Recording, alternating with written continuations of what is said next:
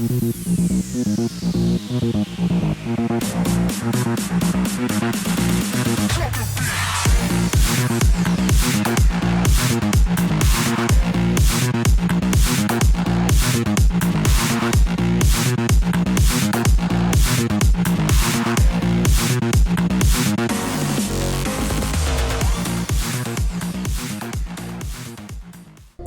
Master Wizard Ham is back in the house. What is going on, witches, wizards, and goblins?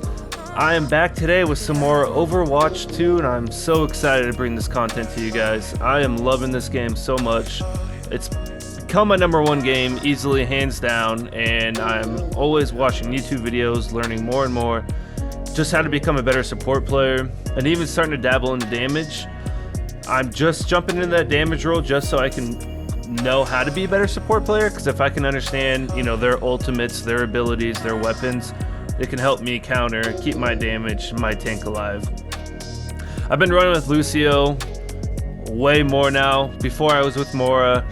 She's good. She's kind of my go-to if we're getting absolutely slapped and I'm just not getting it down with Lucio, because she is a heavier healer. Lucio, his abilities, he has that passive ability to heal, and he has his amped up, which increases the healing. But it's only for a short amount of time. I believe it's like 4 or 5 seconds at most. And besides that, he's just, putting out low heal X HP over and over. So it's kind of harder to play with, but I'm starting to learn that to supports, there's more to just healing. He has that speed boost ability, especially when you're playing with Reinhardt like I am here. It is so important to be able to use that. When he has his shield up, if I pop that speed boost up, I can get him to the fight, I can get him to charge faster, and I can get everyone in. If I run with the damaged person, I can run around with them, get them that flank even faster, and sit back and provide heals for him. So Lucio is definitely my main support player at this moment. Like I said, Mora is kind of my backup. She can deal out so much healing, but at the same time she can kind of deal out a good amount of damage, and that's where I get caught, is I become that damage support player that a lot of people don't like. Which, as a support, don't get me wrong, you still want to get out there, you still want to put damage out, you just don't want to be sitting there healing, unless of course you're Mercy. But even the pro players, they can still be able to push out some damage with Mercy and still great heals. But I always catch myself wanting to, when I throw her, instead of throwing my healing ball out, I want to throw the damage one out, and then I turn around and there's a damage player I could have tossed it to, or there's a tank I could have tossed it to. So I'm getting better with that, and I think I still do get the most heals with her. But team-wise, if I'm running with a squad where I can communicate with them, I feel Lucio is the most benefit. Just as I mentioned before, having that ability to activate that speed boost. I know in pro sessions they lose Lucio a lot because the game speed is a lot faster, and being able to move quicker does help you. And at lower level, it's not as important, but if you're with a squad, especially if you're with a good DPS, you're good with a good tank, and they know, they can kind of help you. Hey man, I'm going to go do this flank, this rush. You get to a point without them having to say that, but if you're starting off, they'll say that, and you can get behind them, give him that speed boost, help him run back, heal your team up with Lucio.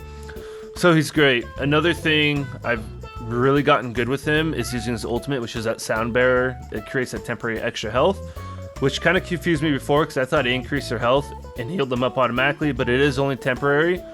But the key for it is it's one of the few ults that can stop a damage or a tank's ult. So if you got to listen to sound cues, visual cues. If you see one of them are ulting and your team's about to get wiped out, hit that bad boy if you have it in your pocket. No one's gonna die. You're gonna be the hero. They're gonna waste their ult, and you might even be able to come back. Your team might be able to come back and wipe their team if they're counting on that ult. So really understanding how a sound bearer is used has really improved my gameplay. I know I mentioned before I was waiting on my 50 wins. I got those 50 wins. I'm now in ranked. I got a sour bronze 1. That kind of hurt my ego because I really thought I was doing pretty darn good. I did hear that no matter how well you play, your first ranking is always going to be bronze if this is your first time in Overwatch. How true that is, I don't know. I'm going to believe it. I don't care what you guys say, just to help my ego. But I am working on getting back up to... I should be in silver. I won 5 of my last 6 rounds on competitive, so I don't see a reason why I shouldn't be back, but it's also based off of your gameplay. But my healing, my speed boosting, even my shooting's getting better now. And another thing I'm starting to learn is his little, not his sonic amplifier, but it's his sound wave that he uses. That people like to call it the bop, because you go up to someone, you hit it, and it just bops them away. It's good for defense if you're getting charged. See right there, I'd use it for no reason, but it's good to use it if you're on an edge. Man, you can just bop people right off, and that is some of the best content. Even if you're not making content, some of the best kills you'll have, because you just, nothing more satisfying than seeing that body fly out, and you know they can't do a darn thing about it unless they're, I forgot who the damages are that can fly, but unless there's someone who can fly or they're a Mora, they can, you know, teleport back in. But besides that, everyone's going off. So if you can find a tank, play it around that edge. Another support player I've actually been dibbling my toes in and having a good time with as well is Baptiste. He has the ability to distribute much more damage, so I have to watch myself on that. Same thing with Mora. I don't want to get caught being a DPS. Sit back and just dealing out the damage. I still want to make sure I have those heals. He is slower, but he has the ability to, if you hold crouch, he jumps really high. So I'm starting to learn to constantly always have that in queue. It resets after maybe half a second if you stand up, if you don't use it. But I constantly starting to press that just to always have that in my queue. So in case I need it, if I get flanked, if I need to get out of a sticky situation or jump up to heal someone, it's right there. I'm ready to go. But he has a bionic launcher. It's just a 3-round burst gun. It does pretty well damage, especially if you're getting a headshot. I think it does a better damage than Lucio does. Don't quote me on that, but I feel it in the game. I'm dealing more damage or being more effective with him. And for his healing, he has like a little grenade launcher that lobs these little projectiles. If you hit the person right on it, I believe it does 50 heal automatically. If it gets, you can shoot at their feet, it does 25. I've been just shooting at their feet unless they're like right in front of me, because if I miss it, then the reload, it's not a reload, but just chambering the next round in there, it does take a little bit longer. So I don't want to miss that. So I've just been trying to hit their feet. You know, hey, it's 25 heal, but if I can just keep slapping that out, it's a little bit better. And he has, for his abilities, he has a regenerative burst. So you can, if you're in the center, you got all your people around you, you can just hit that. That way you can keep firing or, you know, healing a DPS that's farther away. You have that ability to, and that's a great thing with him, with his weapon being able to lob those healers out. You can just sit in the back, jump up and down, and just launch those heals. You don't have to get, it's really good for healing those damage players. You don't have to get close at all. You can kind of stay back. The worry is you just got to watch your flank, because if they see you sitting back there, someone's going to come back and get you. And if you're by yourself, you could be screwed. So just understand that. The next ability he has is an immortality field. This was a little bit of a learning curve of when to throw it, because you have to place it in the right spot. Well, one, I think it's a 10-meter circle. If anyone's in that 10-meter circle, no matter what, they won't die. It keeps their health at, like, I think it's 10% of what they have, so when it goes down, they'll have 10% of their health. But no matter what, they're not going to die for those 5 seconds. But the team can shoot it and kill it, so you just have to get down on when you want to use it. A good train of thought is to kind of hide it behind something. It still has to have line of sight to someone to be able to heal them. But if you have the ability to place it behind a wall, you can still protect your tank. It can still protect your damage, can still protect your tank. Then you're set. You're ready to go. You're going to keep them up, and then you can start shooting those heals at them. Because remember, it does not heal them. It just keeps them alive. So you still have that ability to heal them. I like Baptiste a lot because he kind of gets to those damage players a lot easier than Lucio does. If I'm Lucio, I gotta have to kind of run to everyone. If I'm Mora, yes, I can kind of shoot, you know, my, what is that, the ball, shoot that out, and I can get to someone, but it does take a little bit longer, and it, you know, I can do that to one, but I won't be able to get to that other, you know, hero on the other side. So, oh, it's Bionic Orb, that's what it is, sorry. So I kind of liking Baptiste for that. I know Anne's kind of the same way. She's a sniper that shoots heals and has that ability to, you know, be long distance, sit back, hit those damaged people, keep supplying to the tank, and then hit those damaged people that might be flanking, might be on top or on the sides. So she's another character I might try out with. She has a cool sleeping dart. I've been hit with it a couple times, so I'm kind of excited to get my hands on her. Another thing I've been jumping into, as I mentioned before, is damage. I've tried out Cassidy. He is really fun. I've only played these in warm-ups, which another cool thing this game does is when you're waiting for a match, especially if you're damage or tank, it could be a minute before you get in. Support, I've never waited longer than like 30 seconds. But when you're waiting in a match, you can go into shooting range, you can go into a quick play of just, you know, team deathmatch type deal, and you can kind of try out all these other characters. So I've been playing with Cassidy, and he is really fun. You have to have your hip fire aimed down pretty well, but it's still not even that bad.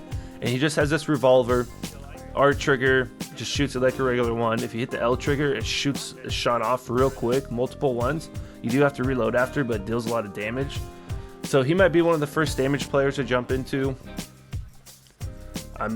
Don't know. I do, as I mentioned before, I do want to play tank and I do want to play damage, and maybe I'll try just to get them ranked just to see where I kind of sit at. But I'm just doing that to learn each one because I think my calling is in support. I just have so much fun in it. There's so much. It gets busy trying to heal, you know, keep yourself alive and damage when you can, and I like that aspect to it. And it does get a little stressful at times, and it is the most, you know, friendly to noobs, because if you want, you could just be Mercy, sit in the back, or you could be more just pushing out those heals. So it is a little bit more friendly, but at the same time, you do get a lot of heat from your team if you're not doing a good job. But as long as you're doing an okay job, usually it's not too bad. Most of the heat sadly goes to the tanks. I mean, if you get whomped on, tanks are like one of the first people that always get the blame for it. It kind of cracks me up, but it is true. I mean, your tank is kind of there to hold down the objective, help keep you guys alive, and, you know, take all those shots for you. Which is kind of interesting because the damage is responsible for, you know, killing people. So if you're losing, kind of go to that. But anyways, that's another story. Something else, you know, as I get better, maybe I'll jump into. But another kind of cool thing you can do as well is go into like these custom games. They have arcade games, and you can play, you know, they have this mode where you can jump in and you won't. It's called Miss Your Hero. So every time you die, you come back as someone else, and that gets you that ability to play. And it's not always going to be one tank, 2 damage, 2 support. You could have 5 different tanks. You could have 5 tanks on one team. You have 5 damages. You have 3 tanks. You know, 2 damages. It mixes it up, and every time you die, you come back as a new hero. Been enjoying this. It's really fun. I don't get too competitive with it. I believe they do have a competitive mode on it, or maybe they don't. They just have unranked, which kind of makes sense because it's kind of would be interesting how you'd make that rank, because you can just get screwed with your picks.